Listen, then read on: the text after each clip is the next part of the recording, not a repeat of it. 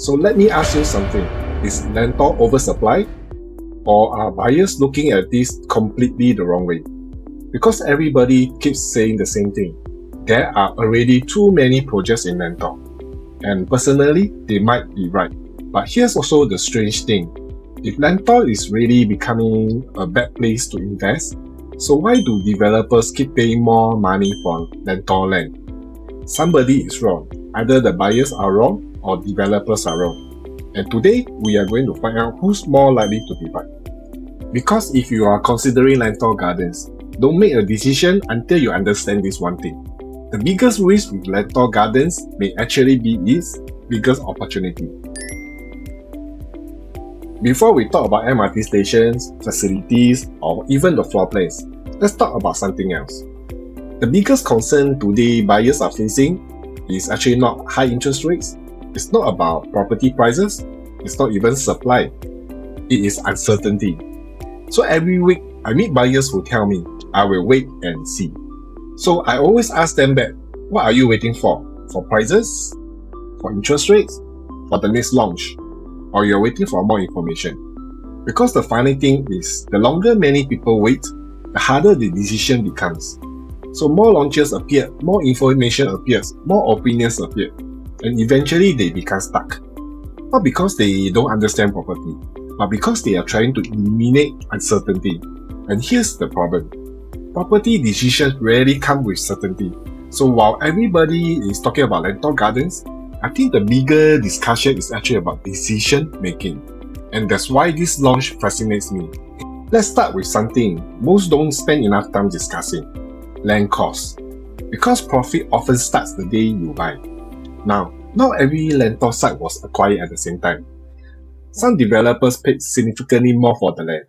Some paid lesser. And Lentor Gardens sits on one of the lower land cost sites within the entire Lentor transformation story. So why does that matter? Because land cost influences the launch pricing, future competitiveness, and of course, the buyer entry position. It is not, is today's price high, but will future buyers have to pay more? And that's where things become interesting. Let's start with the numbers. Because buyers don't buy stories, they buy homes. And buyers buy homes based on affordability.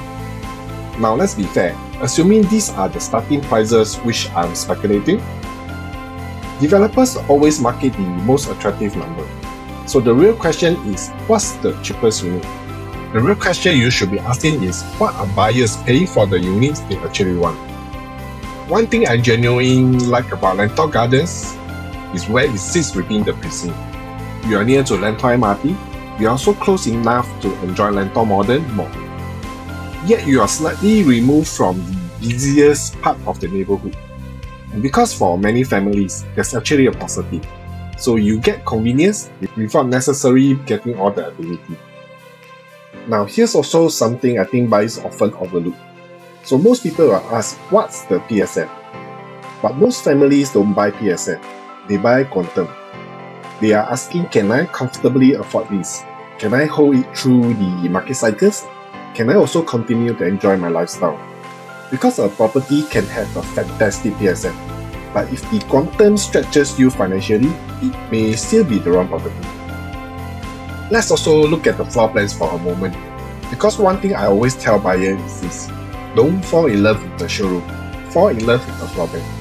Because 5 years later, you are still living within the layout. The showroom is already gone, the launch excitement is also gone, and the marketing banners are also gone. But the layout stays. That's why efficient layouts matter so much. So who is this project really for? Here's my assessment. The ideal buyer isn't necessarily the investor chasing the maximum upside. So I think the sweet spot is the HDB upgraders, young families, so buyers wanting MRT convenience, and also buyers who miss earlier Lentor launches. Because these buyers aren't necessarily looking for a hidden gem. They are looking for a proven location, and that's a different objective. Now, let's address the comparison everyone is already making, Lentor Modern. Because every buyer considering Lentor Gardens will compare the two. So Lentor Modern has an advantage that's difficult to replicate. It is integrated with MRT and a shopping mall, so it has an ultimate convenience. But convenience also comes at a price. So the question becomes, would you rather pay more for integration or pay lesser and still enjoy the same precinct? So there's no right or wrong answer. It's actually a personal one. Now here's what interests me. Every week I will meet buyers who says that there are too much supply or too many projects, so they will wait. But yet developers seems to be saying something very different. They are not saying with words, but with money. Now every time a GLS site appears, the developer will analyze the demand forecast, population growth, construction costs, financing costs, and of course the future supply. And so despite having access to all this information, they continue to bid. Why? Because buyers don't buy land hoping, they buy land calculating. And let's be fair also, developers are not always right. So when sophisticated players continue investing hundreds of millions of dollars into a precinct, so it's actually worth asking why. But here's where I think many buyers are asking the wrong question. The question I keep hearing is, will Lentor have too much supply? What if that's the wrong question? Now what if the real question is, will Lentor have enough demand? Because supply alone means nothing. Supply only matters relative to demand, and that changes everything. Is oversupply actually good? I know that sounds crazy, but hear me out. So when buyers hear many projects, they think competition. So when businesses hear many residences, they will be thinking opportunity. So more residents often create better amenities, services, convenience, and of course a stronger neighborhood identity. So now am I saying supply doesn't matter? Of course not, it does. But perhaps the relationship between supply and prices isn't as straightforward as many people think. So how many projects are already at Lentor? Let's count them together. Lentor Modern, Lentor Hills, Lentoria, Hill Lot Green, Lentor Mansion, Lentor Central, and Lentor Gardens. Now on paper that looks scary, but let's be fair also, it should concern buyers, because buyers will eventually have options. And options create competition. That's reality. So let's make this practical. Suppose I had $2 million today. Would I buy Lentor Gardens? My answer is, it depends. If I were chasing the highest possible upside, I will probably be looking at projects with stronger transformation stories. But if I wanted a balance between risk and reward, Lentor Gardens becomes very interesting. Because sometimes buyers become obsessed with finding the best product, when what they really need is the project that best fits their goals. Let's do a quick exercise. So imagine it's a few years later, or imagine it's 2031. So you own a unit at Lentor Gardens. Now what's the one thing that needs to happen for you to be happy with your decision? Seriously, let's think about it. Is it capital appreciation, convenience, lifestyle, or your family needs? Because once you know the answer, you will know whether this project fits your objectives. You know what's interesting? I've met buyers who were waiting when Lentor Modern launched. Initially, they thought prices were high, so they waited. Then came Lentor Hills, waited again. After that, Hill Lot Green came, Lentoria came. They came one after another. So they keep waiting, they keep comparing. So until today, they are still analyzing, they are still researching. Not because they make a decision, but because they couldn't. And I think many buyers can relate to that. So is Lentor Gardens the best investment in Singapore today? Maybe, maybe not.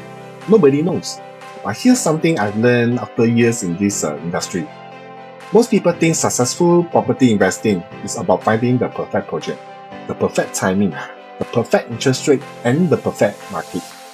But the people who build wealth through property rarely have the perfect information. They simply make a well-informed decision and commit to it. Because certainty usually arrives after the opportunity, not before. We have to be fair. Lentor Gardens isn't perfect. No project is. But if you're looking for MRT connectivity, established amenities, a proven precinct, and an entry point that could look attractive relative to future launches, then it deserves serious consideration. And before I end, I want to leave you with one final thought. The biggest property regrets are rarely the homes people bought.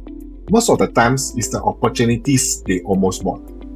The project they researched, the launch they attended, the property they understood but never acted on. Because action creates result, and mistakes create lessons, but indecision creates nothing. And whenever someone tells me they are going to wait, I always ask them one question: what exactly are you waiting for? Because waiting is also a decision. And sometimes the most expensive property decision is the one you never made. Probably 5 years from now, nobody will remember how many projects were launched in Lentor.